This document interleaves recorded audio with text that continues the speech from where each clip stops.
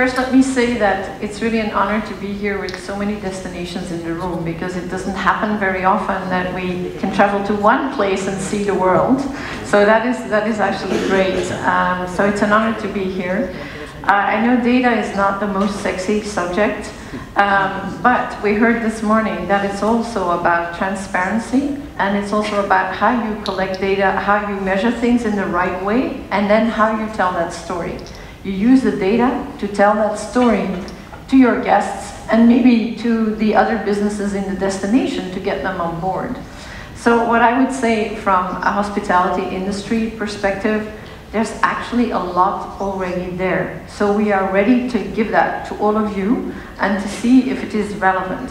So, and I'm saying hospitality industry, but I'm also meaning the bigger system around hospitality. For example, if you're talking about data, I know the gentleman of Booking is in the room. We saw the Booking study before. There's a lot of data from Booking, from Expedia, on how much travelers want to book sustainable.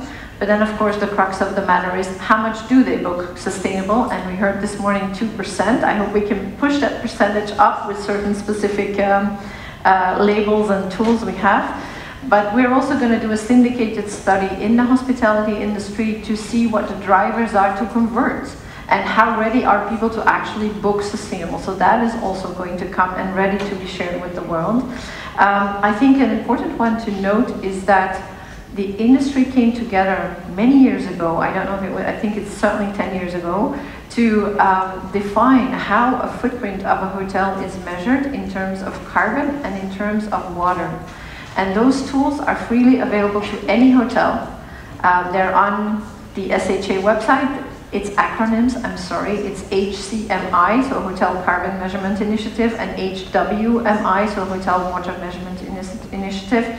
But the good thing is we all measure in the same way. So you can actually give those tools to hotels in a destination, small lodging properties, and it's easy to use. They can do it in the same way. And we can syndicate that data. And the good news, better news even, the data is available. There is, by Cornell University, there's actually a platform where all this data is collected. And so any destination can go there and see what is the average water footprint, what is the average carbon footprint of a typical hotel in my destination. How do we compare? Can we be better? Can we set targets maybe based on that syndicated data that is already available? And then there's more. There is a Green Lodging Trends report, which is actually a collection of 27,000 hotels who reported what they are already doing on sustainability. So it's 70 questions, also checking on hotel sustainability basics, but much more. That is also available to you. So you can go out and check, maybe for your destination, for your country, what do the hotels already do, and which best practices actually exist.